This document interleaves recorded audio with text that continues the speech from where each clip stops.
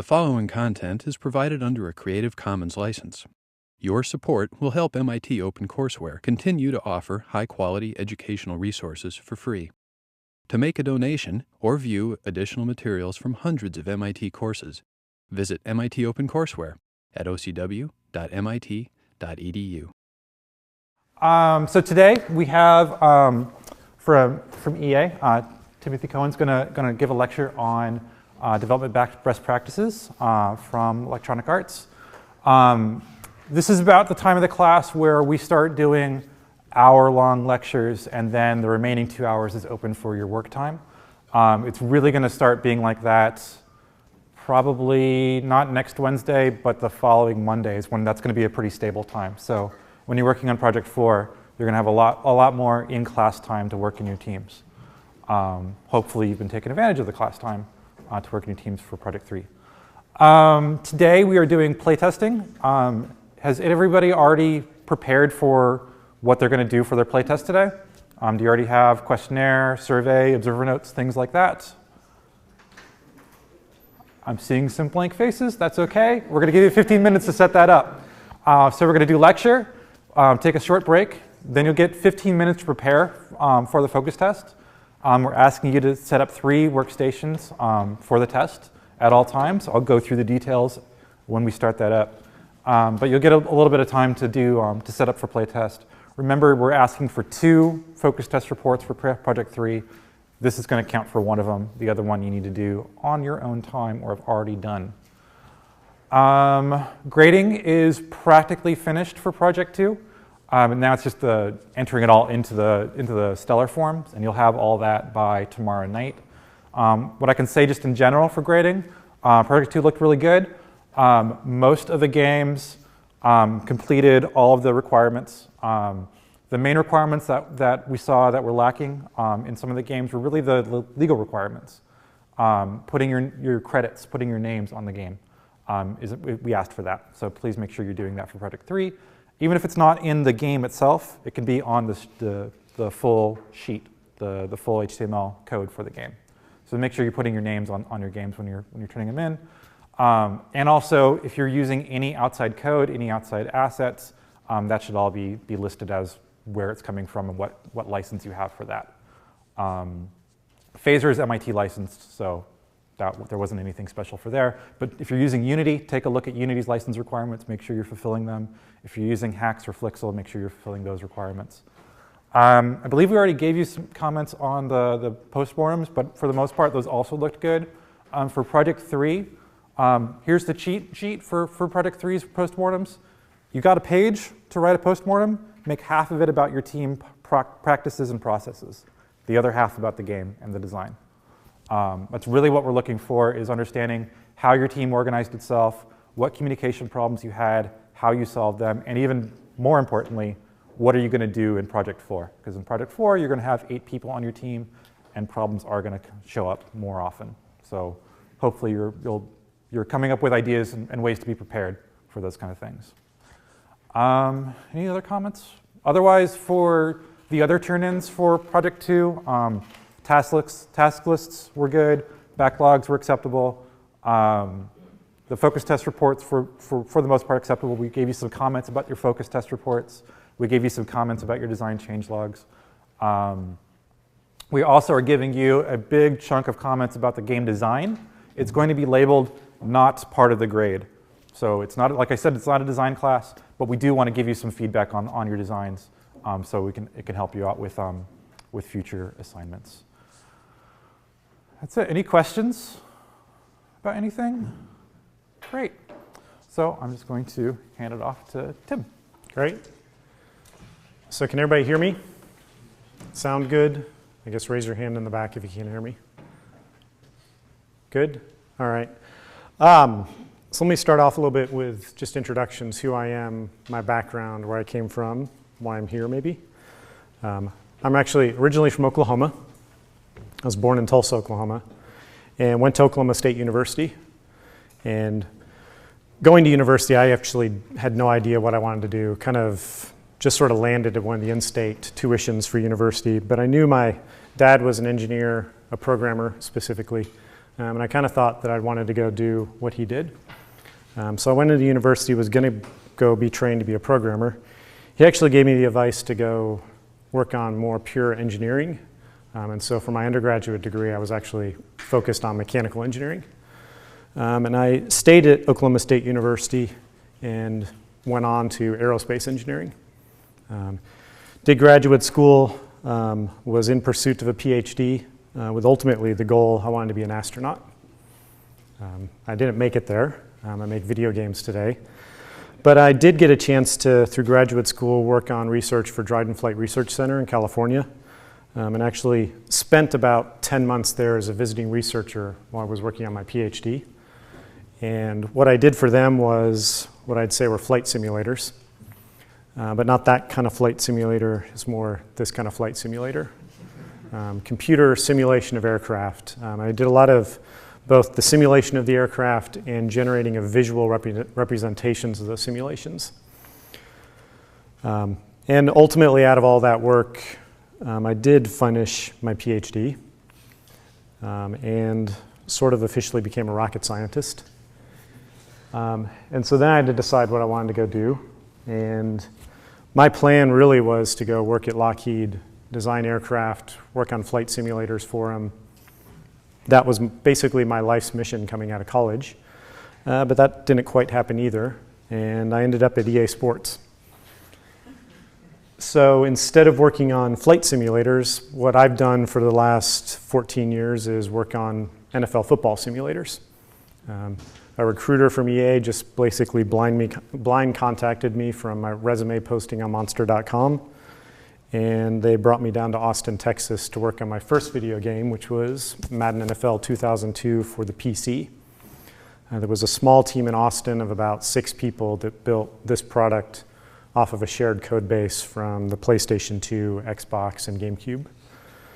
And I spent about 18 months in Austin, built 2 versions of Madden PC in that time, until they eventually moved me out to Florida, which was where Tiburon Entertainment was located, one of the studios that's part of EA and part of EA Sports.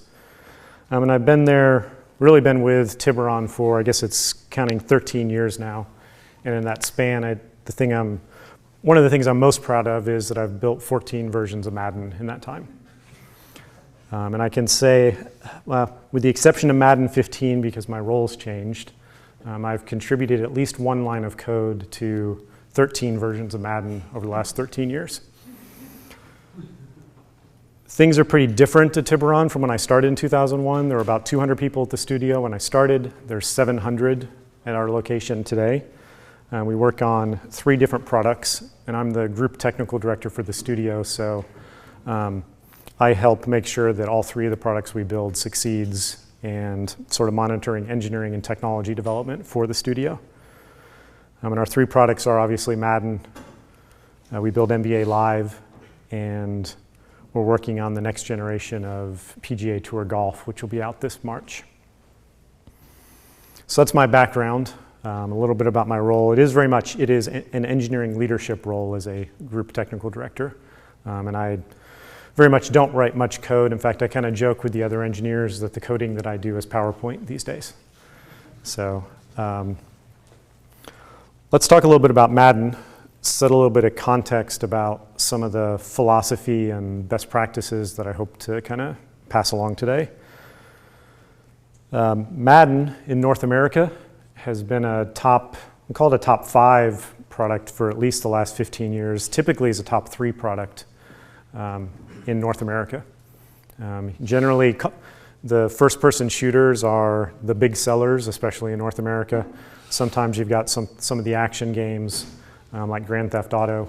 But depending on what's being released in any given year, Madden's always a number 2, number 3 in North American sales.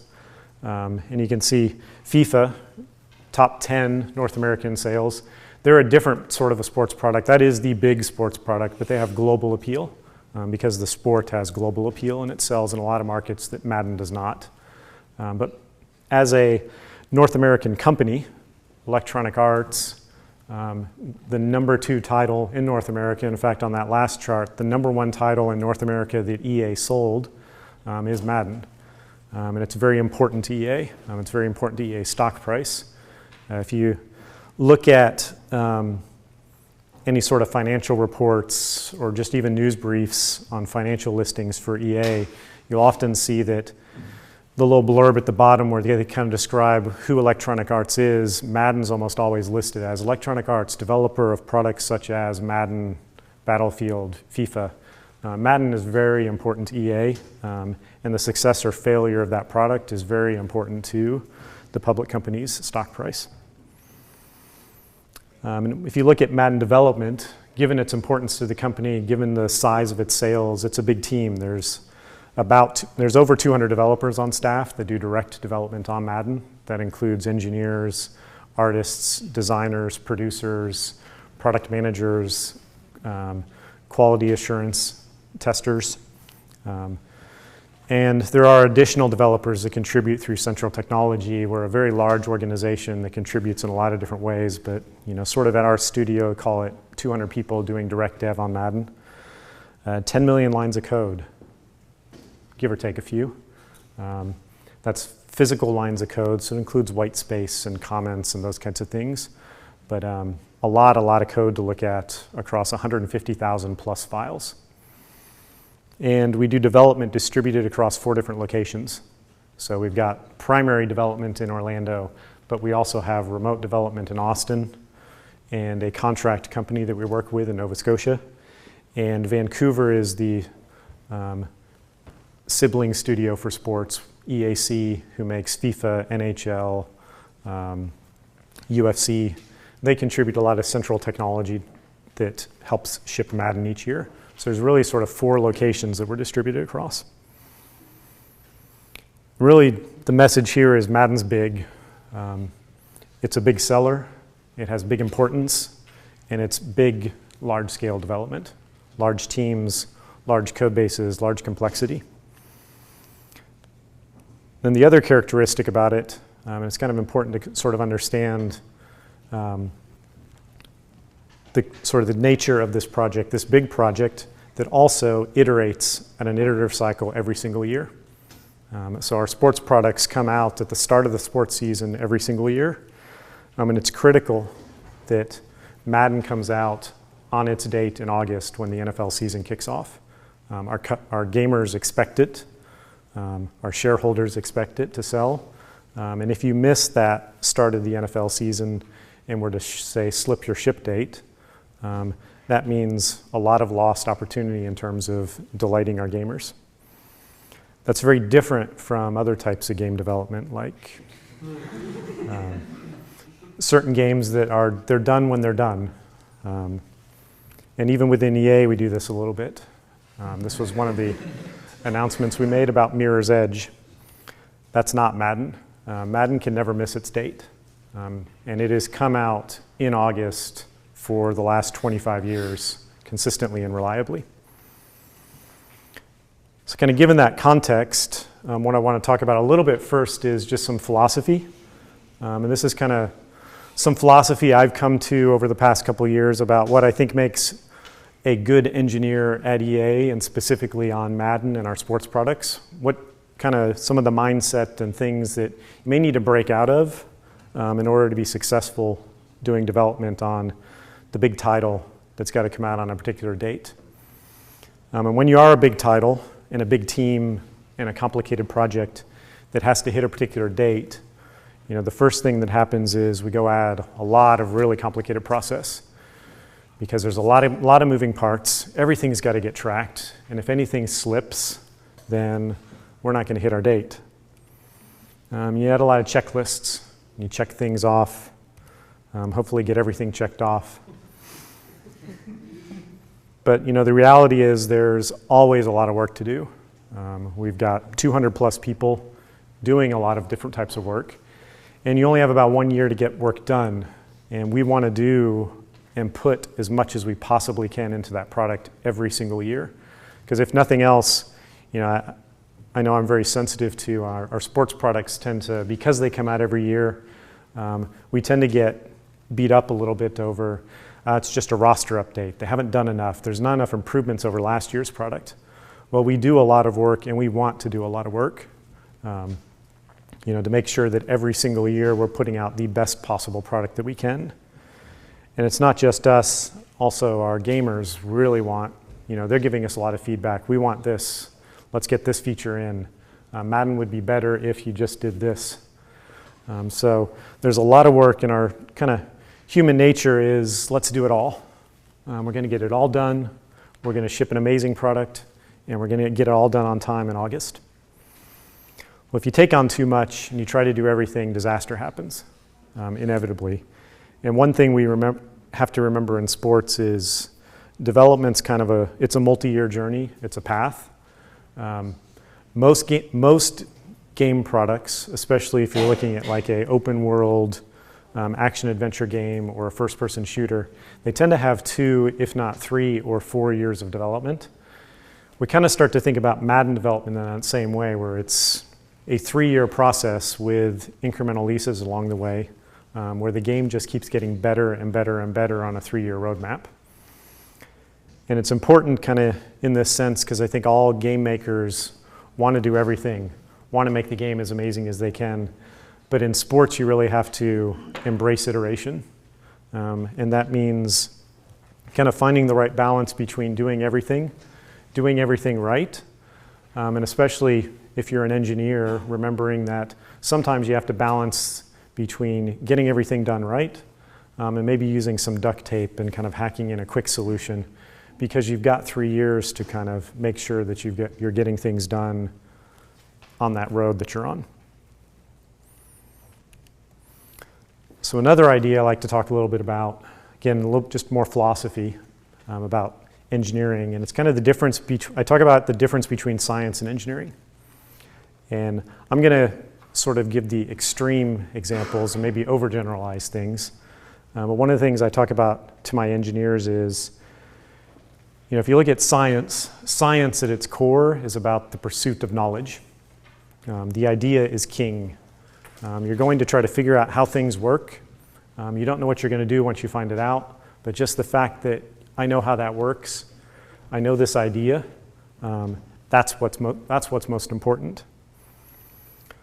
Engineering, on the other hand, if sort of like the best engineer, if you're just the extreme engineer, the thing you get the most excitement out of is taking that knowledge from those scientists and figuring out how to apply it to solve practical problems. And cost-effective solutions is definitely one of the keys in terms of that well-rounded engineer that goes in and is figuring out how to solve a very practical problem based on a body of scientific knowledge. It's really important for engineers to remember that there are solutions to even the hardest problems. If cost is a factor, you'll often find that engineers will tend to say this type of problem is not possible, but what they really mean is it's very, very expensive. But engineers need to really be focused on how do you break down a problem and come up with a solution to that problem, and sometimes it's duct tape. And for the Star Trek fans out there, remember there are no unwinnable scenarios in engineering. There is no mission impossible. I've had engineers on Madden in particular where Madden in the early Xbox 360 generation actually ran at 30 frames per second. And there were a few years there where we were told it was impossible for Madden to run at 60 frames per second. And so in a leadership position, a lot of your job is to kind of break through that this is impossible and start to ask questions on how can we break this problem down and come up with some cost-effective solutions that will actually allow us to solve this problem. And at the end of the day, you're not going to solve problems if you don't attack them with enthusiasm. And so my encouragement is really to challenge the impossible. Everything is possible. It might not be possible today. It might not be possible with the money you've got in your wallet. But given enough time and money, we can do anything. And every problem can be solved. At least at the core, a good engineer really needs to believe that. So let's go on, next idea. And I want to dispel the myth of perfect code, because this is one of those things that engineers coming into EA, or really coming into any job, have this myth that there is perfect code, because engineers love perfect code. And they really love to argue about perfect code. And, you know, even the best engineers in the world, this is ingrained into every engineer that not only is there perfect code, I know what that perfect code looks like, and I'm the only one that writes it. But the reality is, you know, mistakes are always made.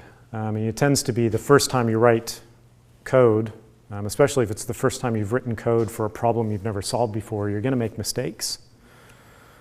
And I do very much fundamentally believe that kind of at the core inside that, you know, you learn more from mistakes. Hopefully you guys have heard that before. And if you never make any mistakes, you're not learning. And if you're never taking on really big, potentially impossible challenges, you're not learning, you're not stretching yourself, you're not growing.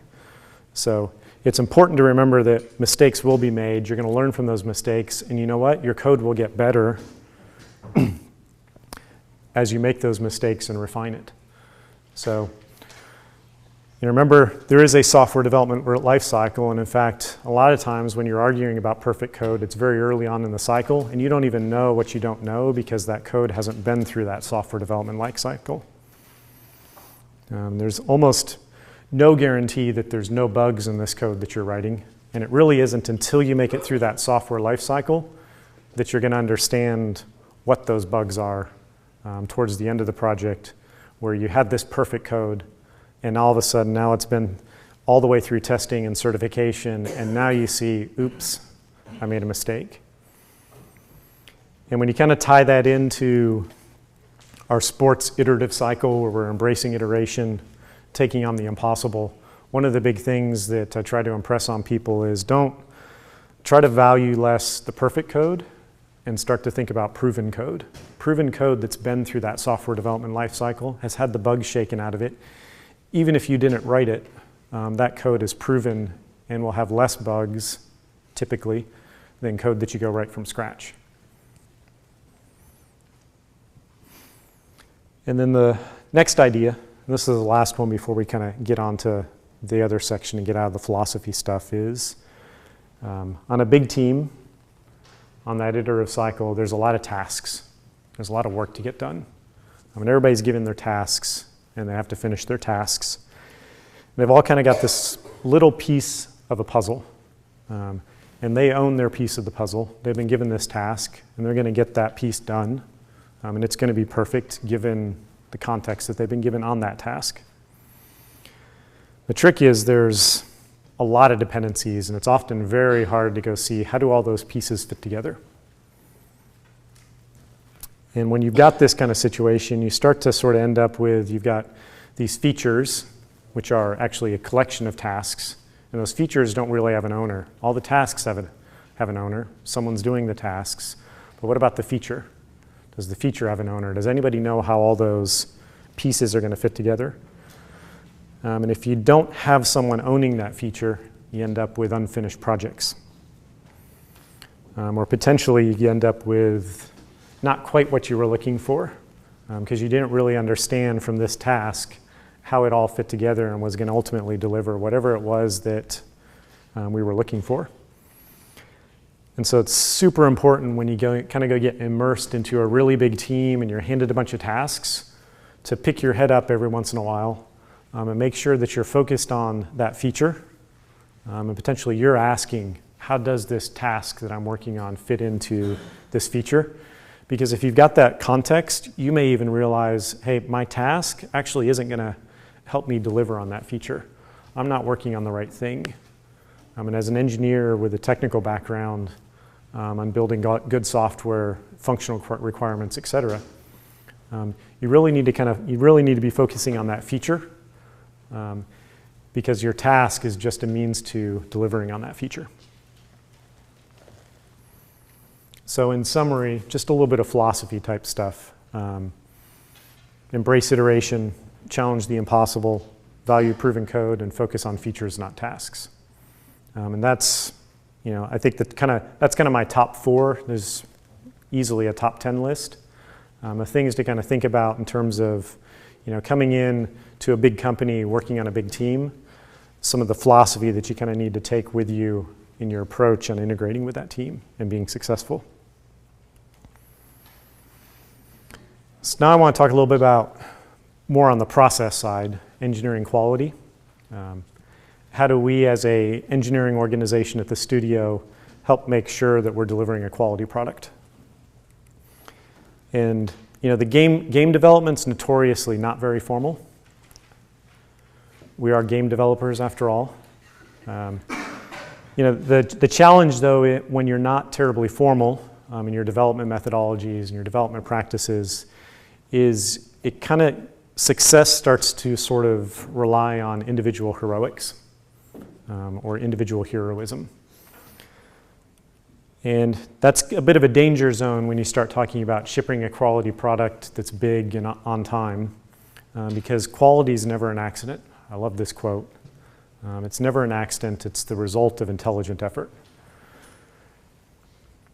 Now, before we talk about processes for this, let's decompose quality a little bit, because this kind of plays into some of the thinking on our approach to quality.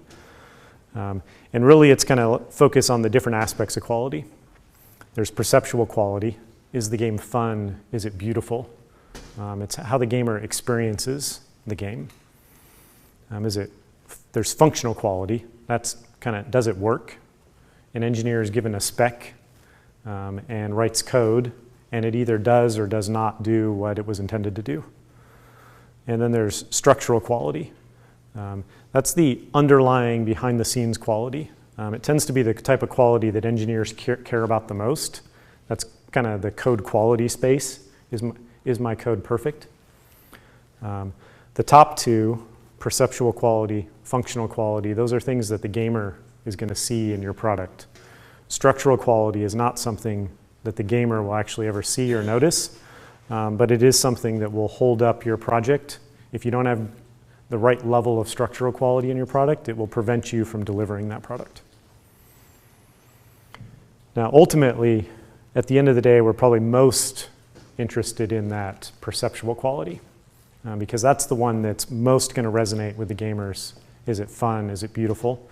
And we kind of look at Metacritic as one possible measure of whether our game's being perceived as a high quality.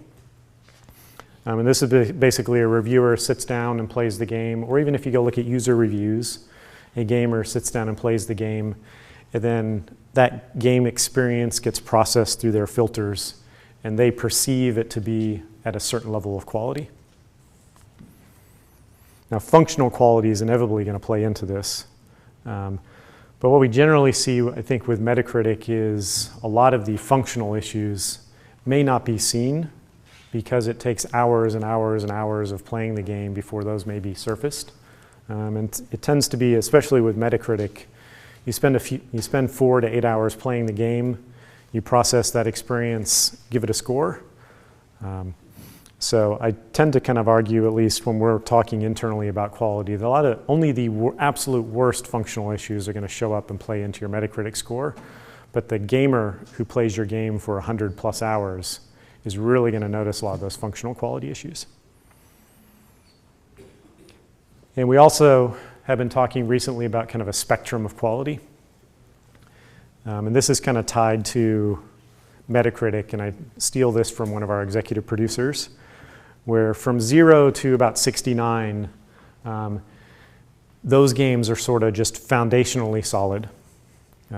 If you're anywhere below 69, sort of the upper end of that spectrum, you get to about 69 or 70 by being foundationally solid. Anything below that, you're buggy, you're broken, you've got a lot of issues. And from there, quality kind of builds.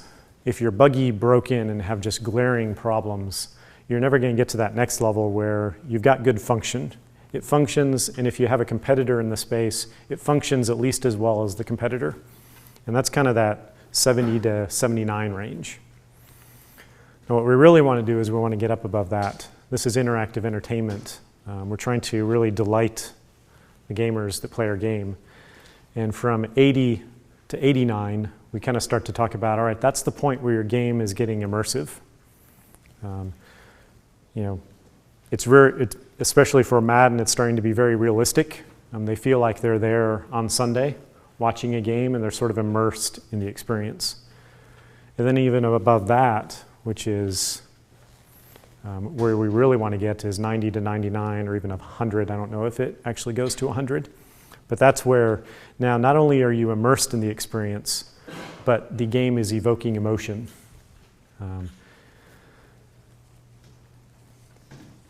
So when you get up into those upper bands, that's where perceptual quality really starts to come in. I'm going to talk a little bit more about that foundational and that functional quality, because that's what engineers and development directors are ultimately paid to solve. And so the question is, on a big project with a lot of complexity, that's got to hit a particular date, you inevitably need to put a lot of process in place to try to make sure that you're putting out that quality product, or at least at a minimum, we're able to hit that foundational and functional quality so that the designers and everyone else can help push us up into those perceptual realms. The first process is code review.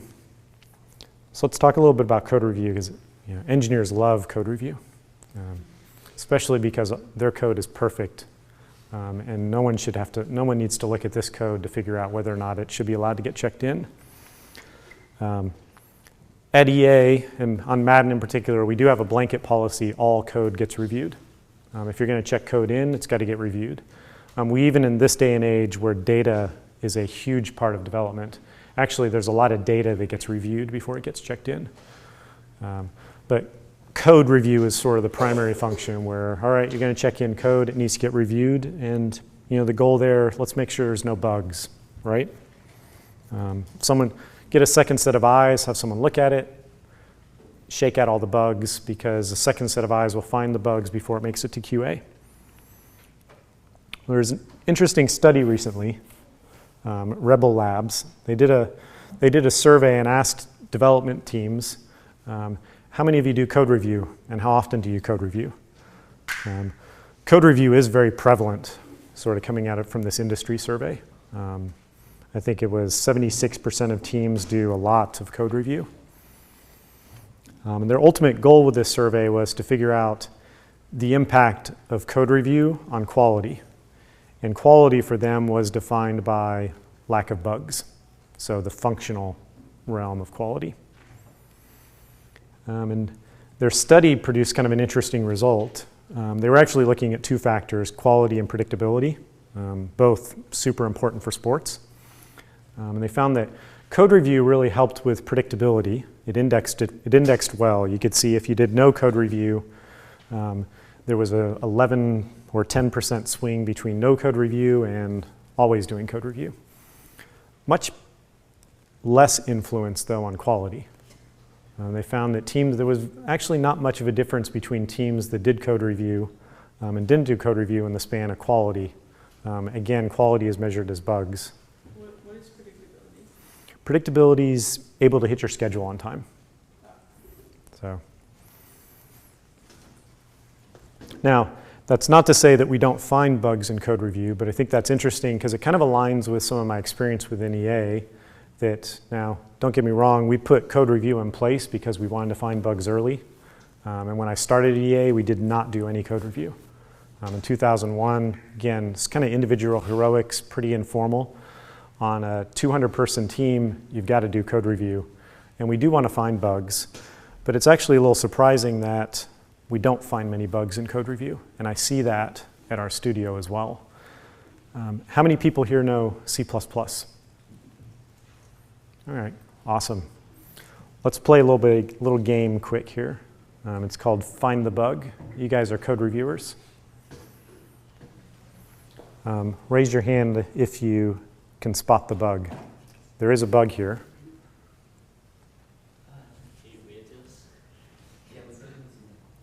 Can't see it? Okay. Is it the contrast or the lights?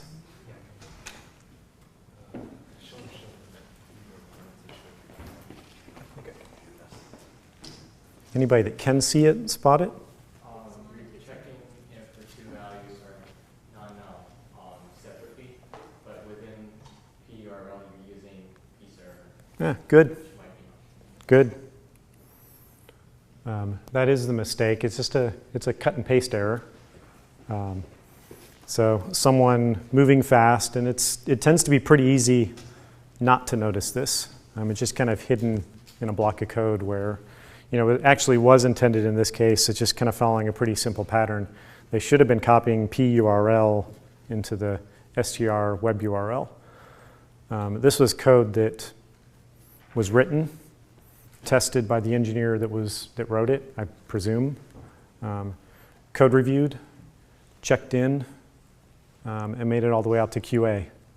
I don't know if an actual bug manifested, but this code did make it through code review. In fact, all this code we're going to look at made it through code review. How about this one? All right. Yeah, that is kind of the trick with code is it's kind of tiny text.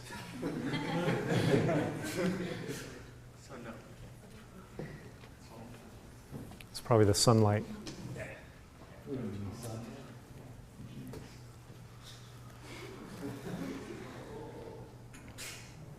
People on the front row can see it? No? Yeah, I guess this game is a little less fun than maybe I was hoping. In this case, what you've got two different files, and this is a function call. And there's one line of code where they're using the function. In the second file, if you're doing a code review, you've actually got to, in this case, someone added a line of code. And when you get that code review, you get just that file with a little diff, and you see their line of code that they added. You won't actually spot this bug unless you open up the other file that they didn't edit and go look at that function and how it's used, because they've actually got the two parameters reversed. They're both bools, track actives versus track passives, and the function they're calling has those two parameters reversed. Again, written, tested, code reviewed, checked in. I don't know if this one's readable at all. We may just kind of have to skip through this.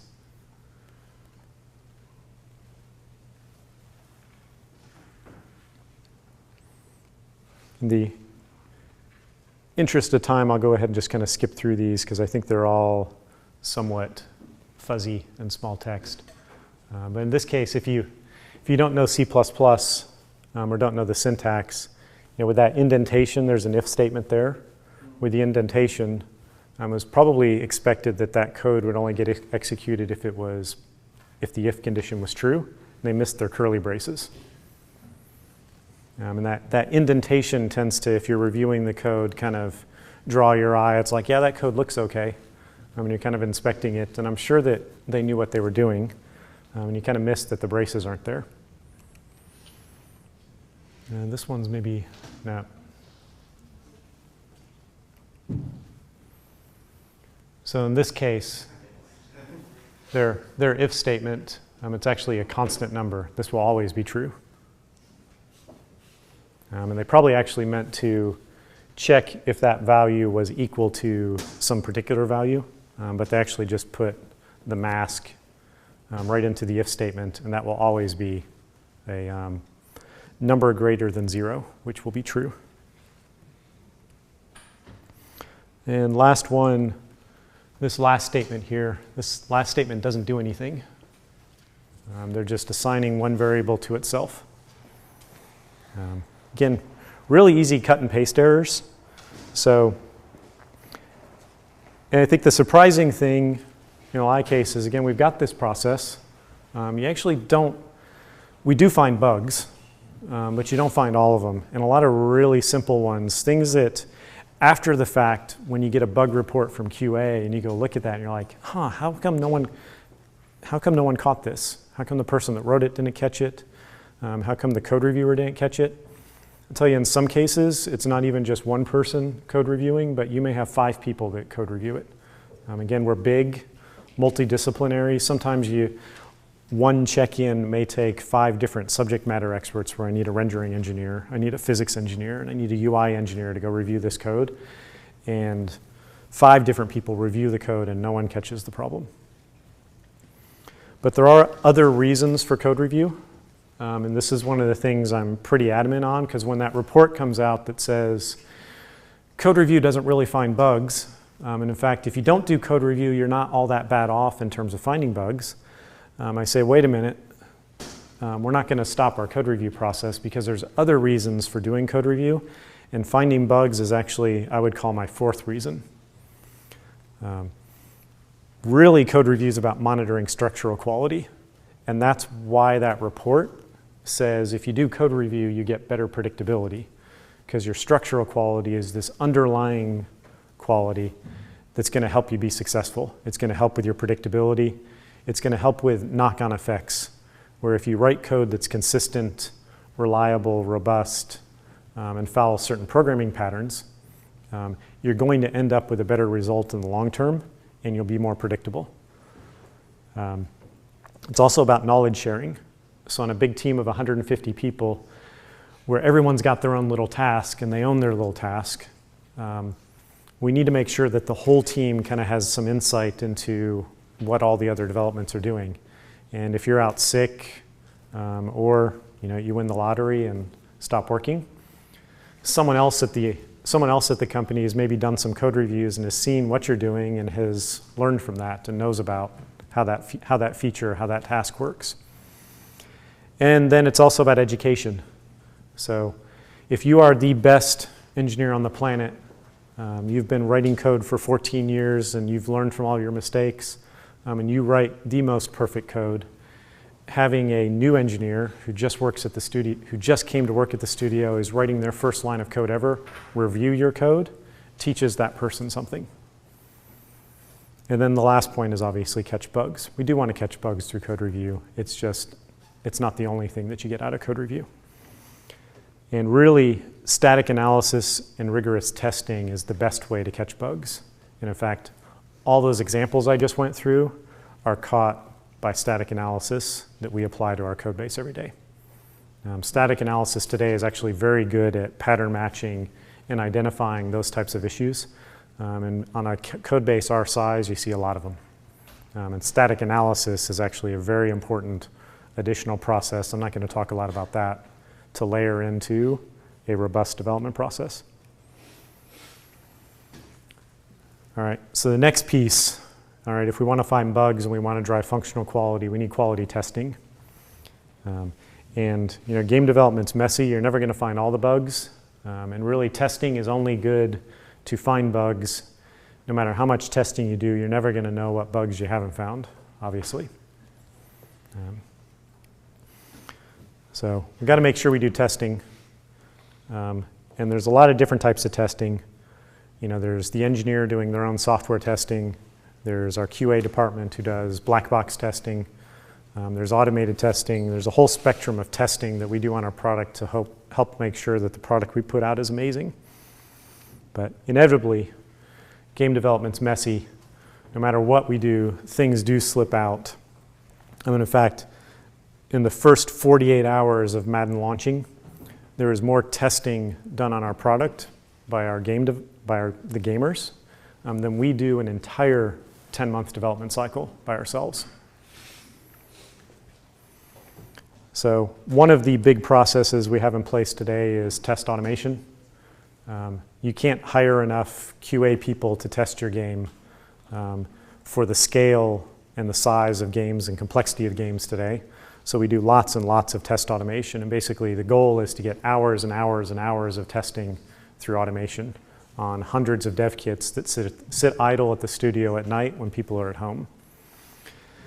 There's one big piece that I want to talk about with test automation, which is when we talk engineering, verification, and validation, testing is a means to compare the execution, the results of a test against the expected results for that test. And one thing that we're starting to do a lot more at EA is we're kind of looking at testing where automated testing in particular, kind of the only expected result is that the test completes. That test may take 5 minutes. It may take 50 minutes. But kind of all we're doing is looking, hey, did that test complete? And within that span of, say, 50 minutes, there's all kinds of other things that went on. And we're not really testing whether all of those things between here and here met what our expected results are. So really, this is about measurement and functional quality measurement, which starts with technical KPIs. You know, over a 50-minute test, did the game run at frame rate? Were the load times between your different modes, did they meet what our expected requirements were? Obviously, there's crashes, desyncs, and disconnects, which are very abrupt failure for that test where it won't actually complete.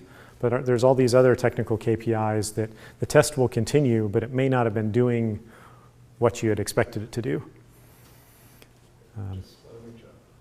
People know what KPI stands for? Key performance indicator.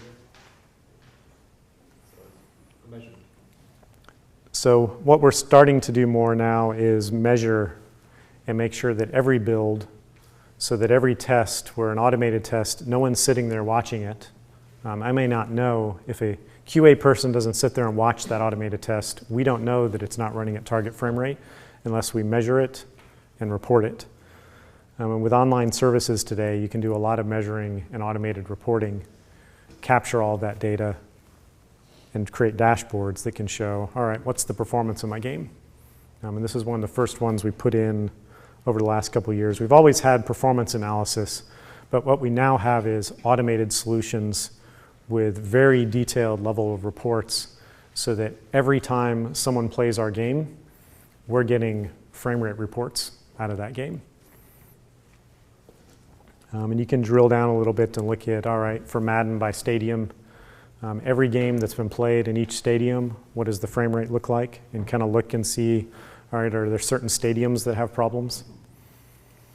And you can even look at an individual session and say, all right, was there an individual game session that had a strange frame rate problem? Now, beyond our technical KPIs, those key performance indicators, there's other types of functional issues that we need to look to measure. You know, bugs do slip out into the wild. This was one that got a lot of publicity this year, the Tiny Titan. UFC had some well-known glitches in its game where there's a lot of funny animation and physics problems. Inevitably, when these types of things happen, if you're familiar with the notion of asserts, sort of non-fatal errors or warnings that engineers put into their code to catch non-fatal problems and warn them that, hey, you might want to look at this. I guarantee when both of those problems showed up in the game in a debug build, an assert probably would have yelled at the developer and said, hey, something's wrong. So there's this class of non-fatal functional problems that are pretty severe because if they get out into the wild, this breaks the immersion and ability to experience emotion when you play the game. Or at least in some cases, this one's probably sort of a negative emotion. You know, we need to start to shift our focus on, as you build engineering systems, this is, you know, again, as an engineer, what you bring to the table is this methodology and process of verifying and validating against functional requirements. Make sure as you're building your features, you're thinking about testing and you're thinking about measuring, is this doing what it's supposed to do? Because I've got a code base of 10 million lines of code, 200 people contributing to it. There's a lot of complexity, and you never know throughout that software development life cycle what types of problems might show up. So as you're going into your design and requirements, start thinking about what types of failure modes are critical that I should be measuring and reporting through online systems. And we're starting to do a lot more of this at our studio. So in summary, we really talked about two things, code review and testing, and specifically measurement when you're doing that testing. But it's really about, for me, an engineer is responsible for driving the functional quality of a product. We write the code, we write the specifications, we have to drive the functional quality of game software. And a well-executed project has both the technology and processes in place to do that. and make sure that you're able to take that big project and get it done by August every single year. So that's it. I think I maybe talked a little bit longer than I originally expected, but we've got a little bit of time for Q&A. I think I was told you guys take a break at 2, but you can go ahead and ask any questions, and I'll answer anything I can. And when we take the break, if, one-on-one, if you want to ask more questions, or just, I'll probably hang around while you're doing play testing and can talk more. But any questions? For those 10 million lines, what is it? Is it mostly C++? Today, it is all C++, 100%. I did a talk yesterday, it's just sort of to a general audience, kind of about how the industry's evolved. There used to be a lot of assembly language intermixed with C++. We don't do that anymore today on today's consoles. There is in data, we do Lua scripting. There is ActionScript. There is shader code and shaders for graphics programming. I bucket those more as data. And they tend to be, we have a Lua interpreter that's written in C++ that can load Lua data scripts and process it. We have an ActionScript interpreter that loads ActionScript and processes it. So generally when I'm talking the 10 million lines of code, it's the C++ game engine client, but it does interact with other types of code that we consider data today. So I've been in code review situations all the way from it being mostly automated through some sort of bug tracking system or commit system where someone's about to commit something lands in my inbox and I'm supposed to look at it, or all the way to the other end where someone just grabs me and makes me look at their screen. Mm-hmm. How does that work in EA? Can you walk us through how code review works in EA? Sure. The policy is all code gets reviewed. And there's a lot of, basically, with that kind of policy, there's a lot of flexibility in how the teams actually implement the process. But the tool set we give them, we do have a server. We actually use, it's a software from SmartBear called Collaborator. And when you're going to submit code to Perforce, we use Perforce for source control. You upload the diffs to Collaborator and assign that to a reviewer to go look at those diffs. And they can mark it up, put little bugs and comments, send it back to you, and you can kind of go back and forth. So that's one option. That's about how 90% of the code review gets done. But the thing I tell the teams is you don't have to do it that way. In fact, having someone come to your desk and talk to you and look at the code over your shoulder can, in a lot of cases, be much higher value. And because that can help set some context on why did you write it this way, and you can have a conversation. So that's an option as well. And you also have the flexibility depending on situation. Sometimes code gets reviewed after check-in. It doesn't have to get reviewed prior to check-in. That's kind of up to the teams, up to the urgency of the check-in, the seniority of the review.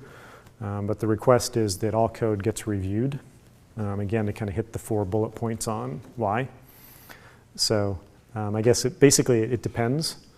And we try to, it is game development, so we try to be a little informal about it and give you the flexibility to do the review the way you think you see fit.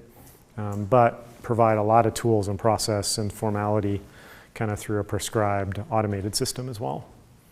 So I think there was a question in the back.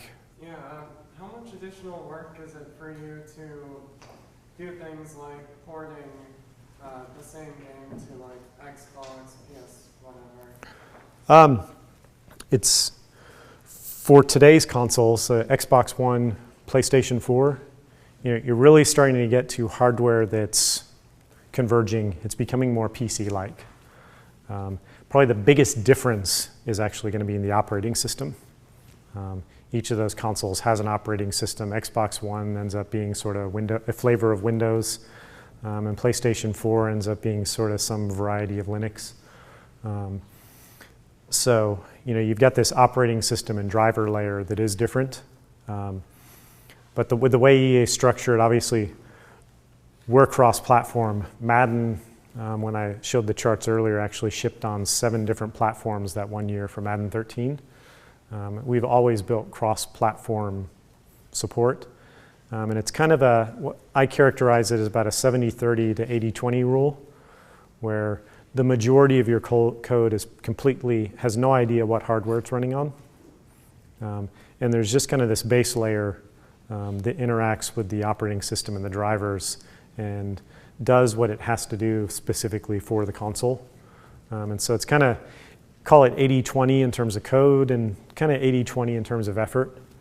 So that 20% layer generally gets built by our central technology groups, whether it's the base level rendering layer, the base level file system layer, the base level memory management layer. That tends to be kind of at EA, we've got central technology where that gets built centrally and all teams use it. And then the teams take that technology and build their platform agnostic game on top of it, where it kind of doesn't care whether it's Xbox One or PlayStation 4. But then the other space that is different is just really, I'd say, performance. Each of the systems has slightly different bottlenecks in terms of what's fast and what's not, whether it's memory bandwidth, shader pipelines. They have slightly different strengths and weaknesses. They're tuned differently. So you tend to have to look at your content and your data and structure it in a way where it's optimal for the two systems. And that can, in the space of just kind of art content, how many polys, how your textures are structured and bundled, how you write your shaders, especially. There's quite a bit of space, quite a bit of, I'd say, platform-specific optimization work to make sure that we're really taking advantage of the different bottlenecks in the system. Why did you choose to join EA in the first place? To be honest, I had no idea that you can make a career in video games.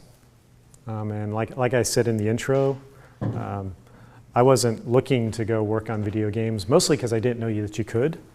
But I was, one of the games I played the most growing up actually was Madden. In fact, really football games, anywhere from Tecmo Bowl on the original Nintendo Entertainment System to Madden on the Sega Genesis. I played a lot of NFL football games growing up. And it's actually for Madden, it was actually the NFL football games that I played that got me interested in the sport of football versus the other way around, where I was a fan of the sport, so I played the games. It was actually the games, as kind of a junior high school student, that I really enjoyed playing those football games the most, enjoyed beating my friends at them if I could. And so when I got contacted by the recruiter, where I'm going to go work at Lockheed, I'm like, hey, come work on the next generation of interactive entertainment, make a football simulator. It's like, wow, that would be great. I used to love playing those games and was, really excited about coming down and getting to work on some of the games that I loved playing when I was younger.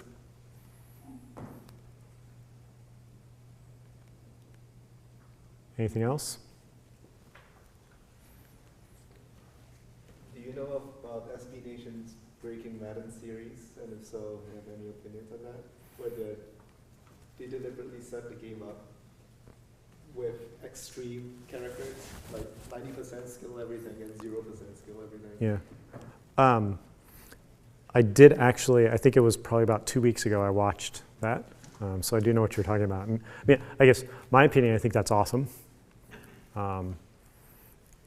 Madden and EA Sports at its core is all about authenticity and realism. EA Sports, it's in the game.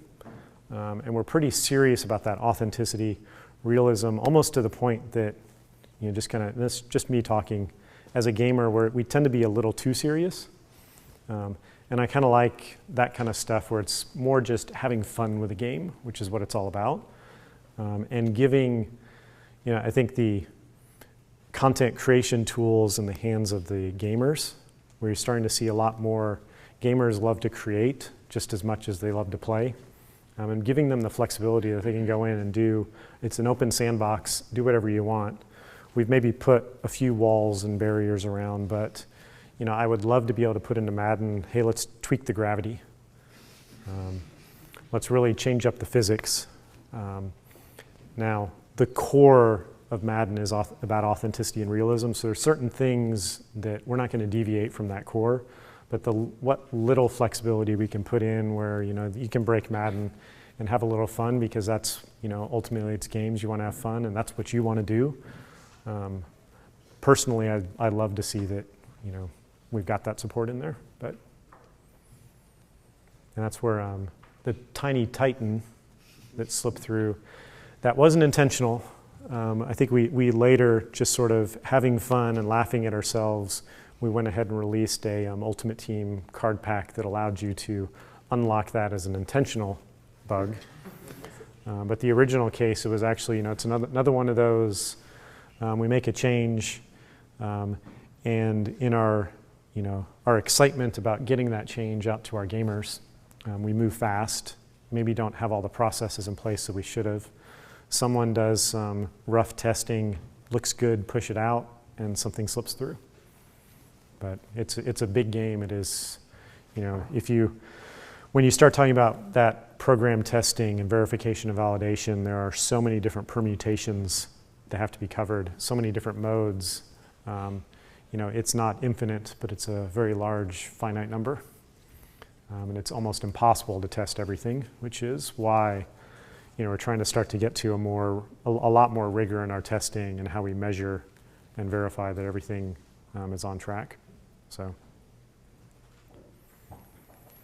let's go ahead and take a break. And I think, like I said, if you have a question that you just kind of want to ask individually, or I'll be here to talk a little bit longer. So thank you. Thank you.